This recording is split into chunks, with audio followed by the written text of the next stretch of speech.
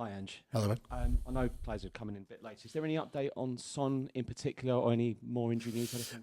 No, nothing really. Sort of the last update I got was late last night, and he was a bit sore after the game, obviously. The extent of it, we kind of need to see how he recovers today. There was a couple of others with some knocks, but I don't think anything else significant. It's obviously a tough night last night, but it's been a brilliant start. Is there a sort of a message? There's going to be difficult periods. You've only had one transfer window. This is just the beginning for you here. Yeah, but I think I've been consistent in saying that when things were going well. But I don't think it was a brilliant start. A brilliant start would have been last night, like like I said in other games, is to take advantage of the dominance we have in games, and we're not, and it's keeping the oppositions in the game, and especially in the second half, we had a couple of defensive lapses, which a team like West Ham will always punish you. So, the football, for it to be brilliant, it's got to be there in its entirety. And, I don't know how many times I've said here, I still think our front third, we've got a lot of work to do. And unfortunately, that's costing us at the moment in terms of results. But, that's the challenge for us. We've got to keep, pushing on and trying to become better in those areas. Can I just get confirmation that the club have rejected an approach from Swansea for Chris Davis? Obviously, it's a potentially exciting role, but it looks like he might be staying here then.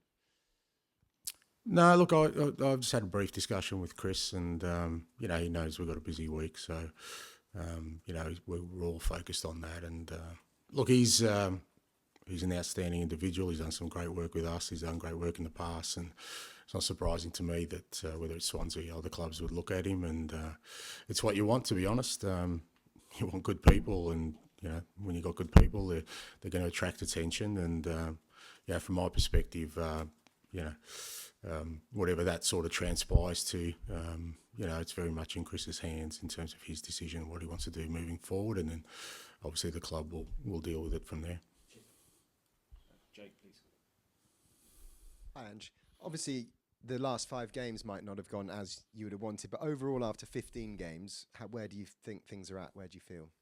We're at, I guess where I said all along, we're at the beginnings of trying to build something, and a lot of it is, I think there's been progress made for sure in many areas. Other areas we still need to do a lot of work in. We've obviously had some challenges within that time frame of, injuries which have disrupted our sort of ability to have a consistent lineup out there, and players out there who had started the season well and were very influential. So with all that context, but that happens to every football club, and we just got to work our way through this difficult period. But as I said, we're still at the beginnings of what we're trying to build. Christian Romero returned last night. Almost looked like he hadn't been away. How did you view his performance, and also as part of that leadership group as well? Yeah, I thought Christian was good last night. He obviously tired towards the end a bit, but he gave everything. It was good to get him back in the lineup. He gives us a certain security back there, and also he is one of these, like I said, as a leader, strong figure out there, which we're going to need through this period, because we're obviously still got some tough times ahead, and with guys like him will help steer us through that. And just lastly, Newcastle, obviously on Sunday, they've struggled a lot away from home this season, certainly more than they did last season. Is there anything that you've seen in their performance as to why they might be performing differently away from home? No, but it's fair to say Newcastle are probably the only other club that have gone through anything like we have from an injury perspective, and that's going to affect every club. And I think they've actually battled through it reasonably well, very well actually, considering the amount of disruptions they've had to their first team squad and the challenges they've had. And I think any club in the Premier League that goes through that sort of period will find it hard to get a consistency in results. But it'll be a tough game on Sunday for us, because again they've got a team that do have goal threats, and they work hard as a unit, and we've got to be able to match that. Thanks. You mentioned about the front players, and that's still an area that's got to work on. Obviously, you've mentioned previously about Kulusevski and Johnson wanting to get more goals out of them. I mean, how is that something you coach into players? Is it about movement, positioning, or I guess all of the above? Yeah, it's all of it. Yeah, I mean, Brennan's right. Brennan's 22. I mean, he's still sort of learning the game in many respects, and it's a big move for him. Kulusevski, similar. He needs to sort of develop that side of the game, but it's like anything else. You just got to keep working at it, and it's not just them. It's us as a team. The opportunities just didn't fall for them last night. It was other players in those areas, and like I said, we lack some real conviction as we have in previous games. I think from the start of the season, though, I don't think we've rewarded our dominance with goals. Even in the games we've won, we haven't really converted the opportunities or created the chances that our play should have. So as I said, that's still the area where we've got a hell of a lot of work to do. Obviously, with that conviction and creativity as well, would that be an area maybe in January to look to bring in someone with that kind of those attributes? Well, it's not easy because, again, you when you're talking about the finished product, you know what that's going to cost in the market, and there aren't that many there. So, it's about developing our players here and giving them more sort of information and more room for them to continue to grow and understand the different options they have in those kind of areas. And some of it's just, like I said, experience of them being in those positions and us giving them the information to execute better the next time. And just on Chris Davies, briefly, obviously he's done fantastic work for you so far this season, but with your experience of going into clubs, bringing in new coaches each time, does it make it easier to absorb a departure or not? Yeah, I've always been relaxed. I mean, I've said in the past, I think it's part of my role to develop staff. I mean, I'm really proud of the fact that a lot of the guys I've worked with, the reason they're not with me as assistants are because they're senior managers in their own right. So I never see, look, if you're looking for things that are going to be disruptive, and you can use that as a clutch and excuse for anything. We lost Harry Kane the day before the season started. There's a disruption. We've lost half a squad after one game. There's a disruption. If you let these things, there's always going to be. You can't work in a vacuum where everything is perfect. And for me, I've been relaxed in these kind of situations because I always believe that the environment will cover whatever sort of challenges we have if we get it right. So very quickly, Lo Celso, when he came off last night, was that just tiredness, or did he have a knock or anything, or just tactical? No, just sort of tactical. I just thought we needed some more legs in the midfield and try to change things up a little bit. Tim, please. Ange, in terms of returning players, is this pretty much it until the new year now, or are there some coming back?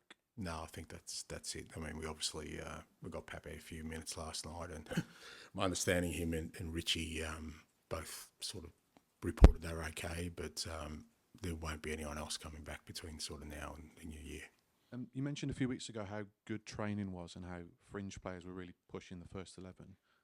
With the amount of players you got out, does that naturally suffer in training, or are the levels still as you want? No, we're still sort of maintaining those levels. I still think our training's been good. It's had to get supplemented by younger guys coming in, so that sort of changes the dynamic a little bit. But in terms of what we've seen, the quality and tempo of our training still been, at the levels we need it to be.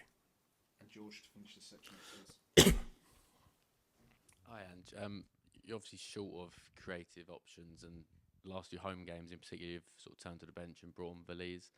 I wonder, has there been a temptation looking at Jamie Donnelly, even though he's only 17, 18, to sort of throw him on and see what he can do? Because I guess the one thing he's shown for the under-21s is that creativity this season. Look, he's in the squad, and all these kind of decisions are made within the context of all the information I have. Players have an opportunity every day, to show what they can do and give me food for thought in terms of selecting. So if I'm not doing it, there's a reason why I'm not doing it, but that doesn't mean it doesn't change for next week or the week after. It's not just about the games they play, it's about what they do on a daily basis. But certainly Jamie's, I think he's developing. I think it's benefited him sort of training with us regularly now. He's pretty much, a permanent fixture in here, and Within that context, I think over the next few games, if he keeps developing the way he is, he'll get an opportunity in a game as well. And obviously results are important, but it feels like everyone knows you're at the beginning of this journey, what you hope to be a long-term project. Does the 4 defeats in 5 bring extra pressure, or do you have to kind of focus on the long-term job? I guess neither on both. The pressure is the pressure. It's always there. It's how you kind of treat it, and I've never let it sort of guide my path or my way forward. I mean, I just think I've got a clear idea about what I'm trying to do, and we'll keep methodically working against that and being really disciplined about that.